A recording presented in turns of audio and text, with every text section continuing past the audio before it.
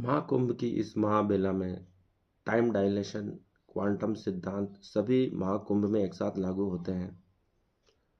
देवताओं और राक्षसों ने जो समुद्र मंथन किया था वासुकी नाग और मेरु पर्वत के द्वारा, और अमृत लेकर वो जब भागे थे तो 12 साल पृथ्वी के 1 वर्ष के बराबर ऐसा माना जाता है।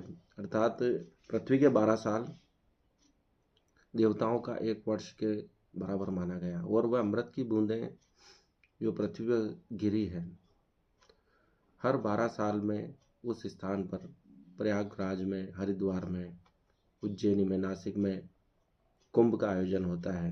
प्रयागराज और हरिद्वार में महाकुंभ का आयोजन होता है। 144 साल में प्रयागराज में यह महाकुंभ आयोजित हो रहा है। तो यह हमारे काल की गणना को और देवताओं की काल की गणना को अच्छी तरह अभिव्यक्त करता है। अर्थात वैदिक साइंस जो है, वैदिक गणित है, वैदिक जो साहित्य है, वह अलग अलग ग्रहों के, अलग अलग लोगों के काल को भी गणना करने में सक्षम था, यह बताता था। और क्वांटम सिद्धांत ये बताता है कि देवताओं और मनुष्यों में कैसे जुड़ाव है, चाहे वो सूक्ष्म स्तर पर हो, चाहे हम स्थूल रूप में हो, लेकिन हम सब एक दूसरे से जुड़े हुए हैं। वहाँ की गतिविधि में परिवर्तन से हमारे यहाँ पे भी परिवर्तन होता है। वहाँ की शुभ घटनाओं से हमारे यहाँ भी शुभ घटनाओं का जन्म होता है। अर्थात अमृत का लाभ जो देवताओं को मिला था, उस लाभ को हम भी प्राप्त कर सकते हैं। इसीलिए यह महाआयोजन किया जा रहा है। और आज हमारा जो विषय है महाकुंभ, टाइम डायलेशन व क्वांटम सिद्धांत, इसके बारे में हम चर्चा करेंगे। आज सभी का इस विषय में स्वागत है। मुझे इतना आशीर्वाद देने के लिए हार्दिक आभार, धन्यवाद। मित्रों नमस्कार, प्रणाम। महाकुंभ की इस बेला में संत ऐसे रहते हैं, पियो तो ऐसे पियो जैसे कि ना पी रहे हो, छुओ तो ऐसे छुओ कि ना छू रहे हो, देखो तो ऐसे देखो कि ना देख रहे हो।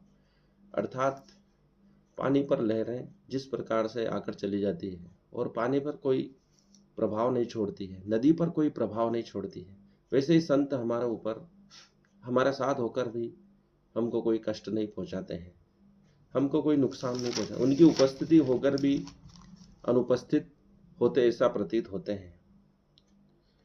अभी तक हम सब अज्ञात भय से भयभीत हैं, अज्ञात भय से जी रहे हैं। हमारे जीवन में हमें सदैव ऐसा लगता है कि कोई अनहोनी होने वाली है। हम भयभीत रहते हैं अज्ञात भय से, क्योंकि हम परमात्मा से नहीं जुड़े हुए हैं। यदि हम स्वयं में प्रभुता शामिल कर लें तो जीवन भय मुक्त हो जाता है, परमात्मा युक्त हो जाता है, परमात्मा की कृपा से ओतप्रोत हो जाता है।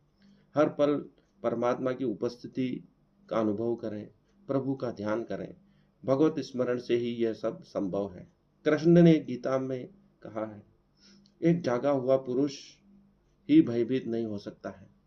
मामेकम शरणम व्रज, सर्व शरणाम परित्यज्य मामेकम शरणम व्रज।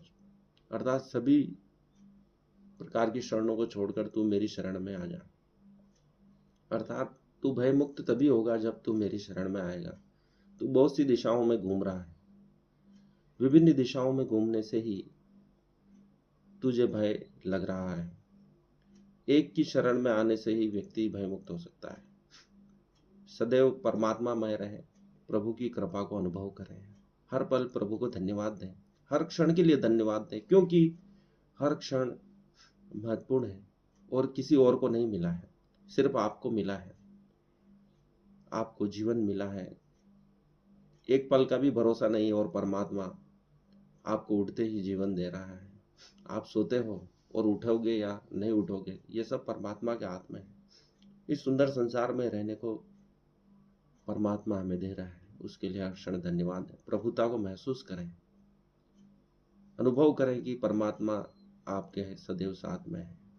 विनम्रता का भाव लाएं, हर क्षण उससे धन्यवाद दें, तो आपके सभी भय मुक्त हो जाएंगे, आप भय से मुक्त हो जाएंगे। आज हमारा जो विषय है महाकुंभ की इस बेला में, महा उत्सव में, महाकुंभ, टाइम डायलेशन व क्वांटम सिद्धांत का तीसरा भाग। अभी महाकुंभ में ऐसा लग रहा है कि हम थम से गए हैं। पूरी दुनिया रुक गई है, ठहर गई है, महाकुंभमय हो गई है। समय रुका हुआ सा प्रतीत होता है और यह महाकुंभ ऐसा लगता है कई सदियों से चल रहा है और कई सदियों तक चलता ही रहेगा। ये जो ऋषि मुनि शांत भाव से बैठे हैं, ऐसा लगता है कि उनको कोई काम नहीं है, लेकिन वो बहुत बड़े बड़े कार्य कर रहे हैं, बड़े बड़े आश्रम चला रहे हैं, हजारों लाखों लोगों को जीवन दे रहे हैं, उनके आश्रम में रहते हैं, उनका जीवन चल रहा है। ऐसा लगता है कि संसार की सारी भगदौड़ रुक गई है।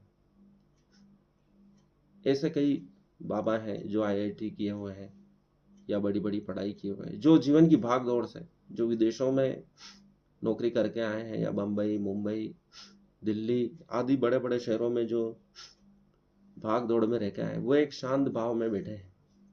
तो ऐसा लगता है कि समय रुक सा गया है, जबकि एक सामान्य व्यक्ति हमेशा हड़बड़ाहट में रहता है, जल्दबाजी में रहता है। लेकिन ये संत शांत भाव से कैसे बैठे हैं? ऐसा लगता है उनके सभी कार्य पूर्ण हो गए हैं।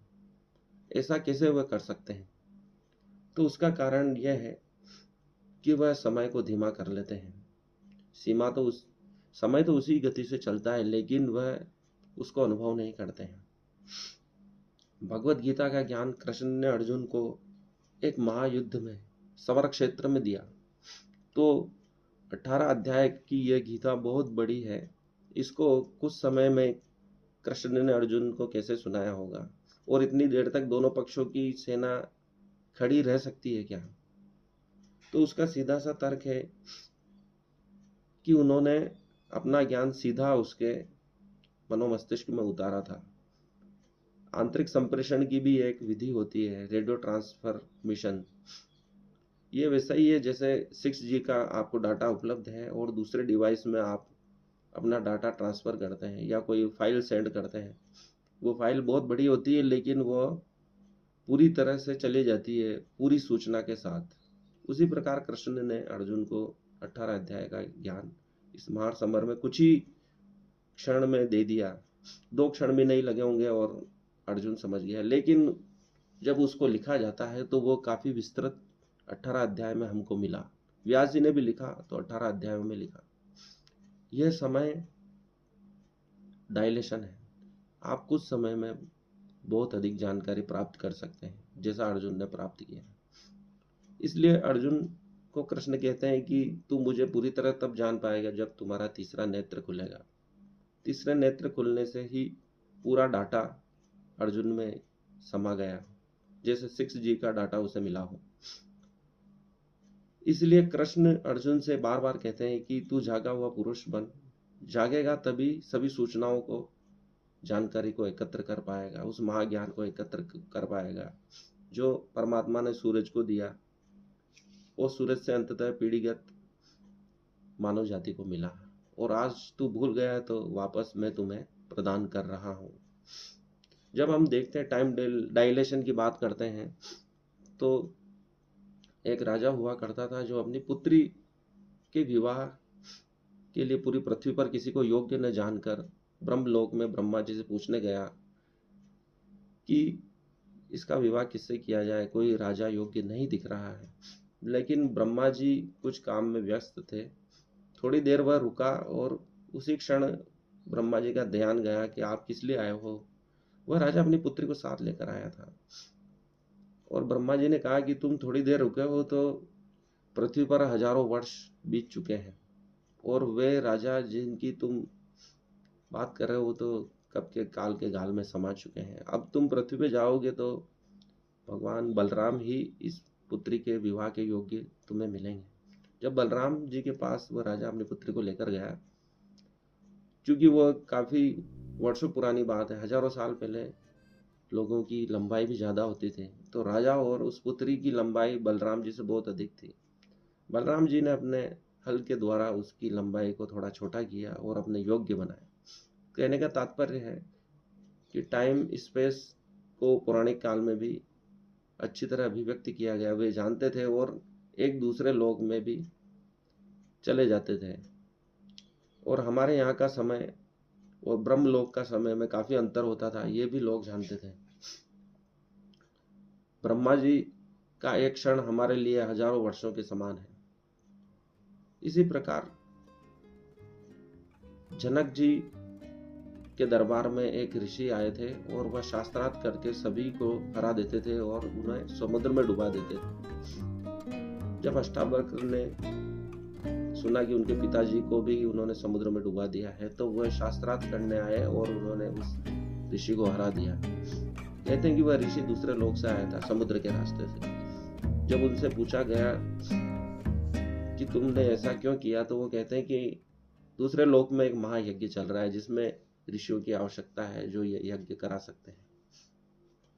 क्योंकि अष्टावक्र जीत चुके थे, तो उन्होंने सभी ऋषियों को अपने पिता सहित वापस बुला लिया यज्ञ करने के पश्चात। इस प्रकार दूसरे लोक में जाने की बात और टाइम डायलेशन की बात हमारे पौराणिक ग्रंथों में मिलती है, महाभारत में, रामायण में मिलती है। विदेशियों का जो प्रयास था हमारे इस अतुल्य ज्ञान को भुला देना है, हमारे गौरवमय इतिहास को भुला देने का प्रयास था। विदेशियों पाश्चात्य का मूल प्रयास ही यही कि हमें हमारी जड़ों से कट जाएं, हमारी जड़ों से दूर हो जाएं, हमारे प्राचीन ज्ञान से दूर करना चाहते थे विदेशी लोग। चाहे पाश्चात्य हो या मैकाले की शिक्षा हो, चाहे हमारे गुरुकुल पद्धति से दूर करने की बात हो, ये सब प्रयास है कि हम हमारे गौरवमय इतिहास को भूल जाएं, उससे दूर हो जाएं और हमें हीन भावना भर जाए। आज हम अपने इतिहास का बहुत भूल चुके हैं और हम इस समर क्षेत्र में वीरान खड़े हैं और हमारे पास कोई इतिहास न होने से या भुला देने से हमारे गौरवमय व्यक्तित्व को हम याद नहीं है। हम भूल चुके हैं कि उन्होंने कैसे महान काम किए थे, क्या क्या खोजें किए थी। वेद उपनिषद के द्वारा ही आज के वैज्ञानिक नई नई खोजें कर रहे हैं। और जैसा कि बताया गया है, क्वांटम सिद्धांत भी वेदों के मंत्रों से ही आया है। अंग्रेजों के समय की बात है जब विवेकानंद और शिवाजी तलपड़े ने एक विमान बनाकर वेद शास्त्र के आधार पर हवा में उड़ाया था और अखबार में भी न्यूज आई थी, लेकिन अंग्रेजों ने उस खबर को दबा दिया। अर्थात वैदिक सिद्धांतों से, भारद्वाज के विमान शास्त्र से हम आज भी विमान बना सकते हैं, लेकिन उन सूत्रों को समझने की आवश्यकता है। क्योंकि ये ज्ञान पाश्चात्य शिक्षा के द्वारा भुला दिया गया है, गुरुकुल शिक्षा पद्धति को हम भूल चुके हैं, तो वो पीढ़ी दर पीढ़ी ज्ञान से हम दूर हो चुके हैं। उन संस्कृत साहित्यों से, प्राचीन ब्राह्मी लिपि से, सबसे दूर होते जा रहे हैं। और वह अद्भुत ज्ञान जो हमारे उपनिषदों में, शास्त्रों में, भोजपत्रों में लिखा है, उसको वापस समझने की, डिकोड करने की आवश्यकता है, ताकि हम उसको समझ सकें और पुनः भारत को विश्व गुरु बना सकें। क्वांटम सिद्धांत की बात करते हैं तो हमारे ऋषि मुनि कहते थे, यद पिंडे तद ब्रह्मांड है। हर पिंड में पूरा ब्रह्मांड समाया हुआ है। जो इलेक्ट्रॉन, प्रोटॉन, न्यूट्रॉन के चारों ओर घूम रहे हैं, वही स्थिति ग्रहों की देखी जाती है कि वह अपने सौर मंडल में सूर्य के चारों ओर घूम रहे हैं। जो सूक्ष्म रूप में है वही विराट रूप में है। हर कण दूसरे कण से जुड़ा हुआ है। यदि हम किसी दूसरे ग्रह के पेड़ को, उसके पत्ते को नुकसान पहुंचाते हैं, तो हमारे पृथ्वी पर भी स्थित पेड़ को पीड़ा होगी। अर्थात एक जीव से दूसरा जीव जुड़ा हुआ है, एक कण से दूसरा कण जुड़ा हुआ है। सूक्ष्म स्तर पर हम सभी इलेक्ट्रॉन, प्रोटॉन, न्यूट्रॉन हैं।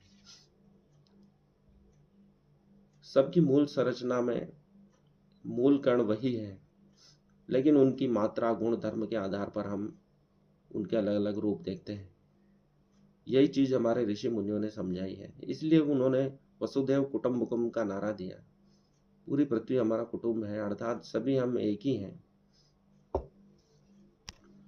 क्वांटम इंटेलिगेंट में एक कण और उससे संबंधित दूसरा कण यदि लाखों करोड़ों किलोमीटर दूरी पर भी हो, यदि उसे एक कण को यहाँ घुमाया जाए तो करोड़ों किलोमीटर दूर उसका प्रति कण भी विपरीत दिशा में घूम जाएगा। अर्थात सभी कण एक दूसरे से जुड़े हुए हैं किसी न किसी रूप में, लेकिन वह किस प्रकार जुड़े हुए हैं, ये वेद शास्त्रों को पढ़कर ही हम समझ पाएंगे। वह एक ही परमात्मा सभी जीवों में, सभी कणों में एक समान रूप से प्रकाशित हो रहा है, अलग अलग रूप में प्रकाशित हो रहा है। इसलिए इस महाकुंभ में पूरी मानव जाति के सभी महत्वपूर्ण लोग आज प्रयागराज में उपस्थित हैं। कोई किसी का विरोध नहीं है, क्योंकि ये बात हमारे ऋषि मुनि जानते थे कि पूरी मानव जाति एक है, सभी कण जीव समान है, बस उनमें तन मात्रा का फर्क है, रश्मियों का फर्क है, किरणों का फर्क है, लेकिन वो है मूल सत्ता के द्वारा ही प्रकट हुए हैं। इसलिए इस महोत्सव का आनंद लें। और आज के लिए इतना ही। धन्यवाद मुझे सुनने के लिए, हार्दिक आभार। इस वीडियो को लाइक करें, शेयर करें, अधिक से अधिक इसको लोगों में पहुंचाएं। धन्यवाद।